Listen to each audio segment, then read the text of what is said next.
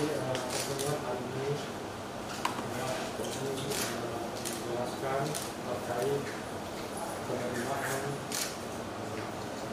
mahasiswa melalui jalur seleksi bersama masuk perguruan tinggi yang diawali dengan UTBK, ujian tulis berbasis komputer. Jadi dan syarat untuk UTBK ini adalah siswa SMA itu harus terregistrasi di akun LTMPT, dan proses registrasi akun itu dimulai sejak tanggal 7 Februari sampai tanggal 12 Maret sampai hari ini, hari terakhir. Kemudian pendaftaran UTBK dan SBMPTN itu dimulai pada tanggal 15 Maret. Jadi 15 Maret hari Senin itu akan dimulai pendaftaran sampai pada tanggal 1 April 2021. Kemudian pelaksanaan UTBK ini nanti ada 2 gelombang.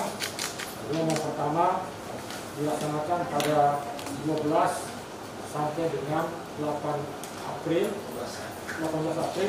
Kemudian gelombang kedua tanggal 26 April sampai 2 Mei, dan pengumumannya nanti pada tanggal 14 Juni. Nah, tahun ini ada perubahan ya dibanding tahun kemarin. Pada tahun 2020 UTBK itu hanya melakukan tes potensi skolastik. Tes potensi skolastik itu mengukur kemampuan kognitif yang dianggap penting untuk keberhasilan di sekolah formal, khususnya pendidikan tinggi. Dalam TPS yang akan diuji adalah kemampuan penalaran umum, kemampuan kuantitatif, pengetahuan dan pemahaman umum, serta kemampuan memahami bacaan dan menulis. Nah, tahun ini ada tambahan lagi seperti tahun sebelumnya juga. Ini hanya perulangan apa yang disebut dengan tes kompetensi akademik, mengukur pengetahuan dan pemahaman keilmuan yang diajarkan di sekolah, yang diperlukan untuk seseorang dapat berhasil dalam menempuh pendidikan tinggi. TKA juga mengukur kemampuan kognitif yang terkait langsung dengan konten mata pelajaran yang dipelajari di sekolah. Nah, penekanannya adalah pada high order thinking skill atau yang dikenal dengan singkatan TOEFL. Kemudian tahun ini juga selain ada kelompok ujian saintif, ujian sains dan teknologi yang materi ujinya TPS dan TKA terdiri matematika, fisika, kimia dan biologi. Kemudian kelompok ujian sosial dan humaniora, materi ujiannya TPS TPK, sosum, yang geografi, sejarah, sosiologi dan ekonomi. Nah, ada lagi kelompok ujian saintek dan sosum, kelompok campuran yang materinya TPS dan TKA saintik dan TKA sosum. Jadi karena ini campuran agak lama materinya, makanya durasi waktunya juga 1 jam lama. Kalau yang pertama itu pada saintek hanya durasinya 150 menit, begitu juga pada sosum 190 menit, sedangkan pada campuran 285 menit. Jadi 1 kali mereka itu nantinya.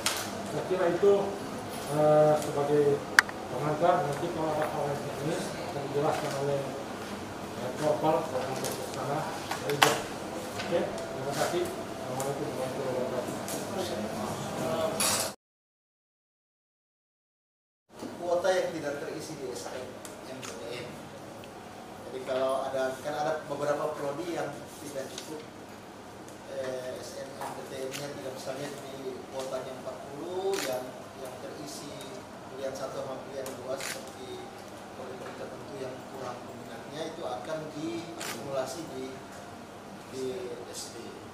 Jadi kita akan mengisi ulang kuota di aplikasi nasional, menambahkan yang ada, yang sudah kita input, ditambah dengan yang kurang itu, yang tidak terisi di SNMPTN, dan akan dikeluarkan lagi SK perubahan 1 namanya oleh Bapak Pak Rektor, diupload dalam sistem kita dalam sebelum pengumuman, karena itulah yang digunakan untuk merekrut siswa berdasarkan nilai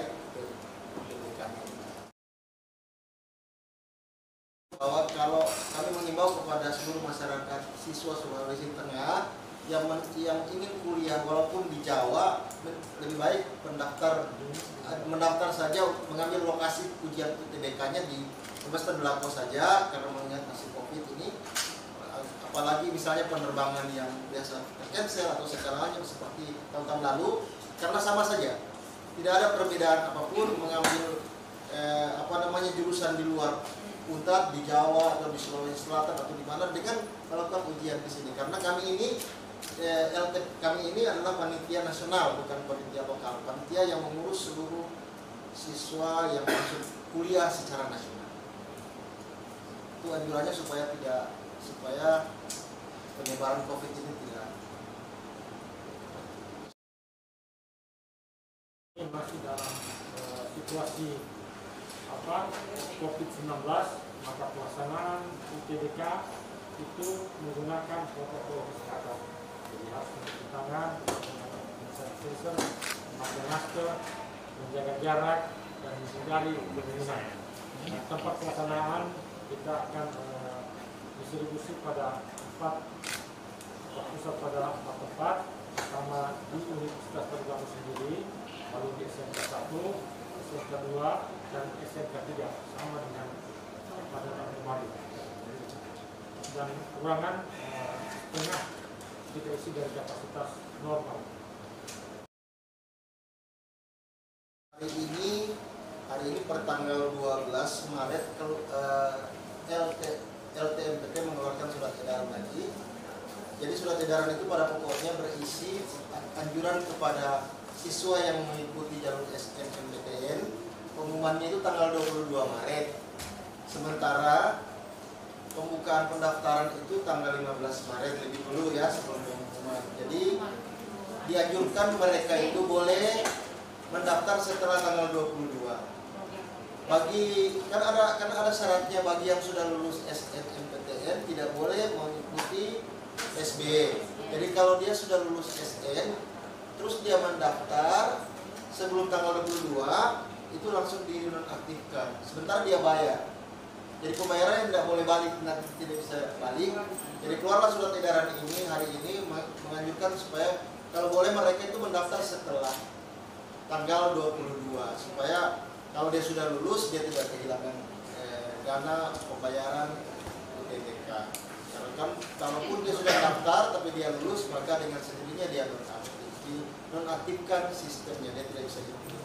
Karena sudah dari tahun lalu sampai tahun ini juga metode pendaftaran itu sudah pakai akun, karena dia sudah single sign-on SSO, jadi langsung ketahuan mana yang lulus, dan otomatis langsung tidak diaktifkan pendaftaran. Padahal sudah bayar, dan konsekuensinya dalam surat edaran itu sudah menyatakan bahwa tidak akan dikembalikan dana pendaftaran. Surat edaran per hari ini kami sudah sebar di berbagai media sosial, mohon bantuan.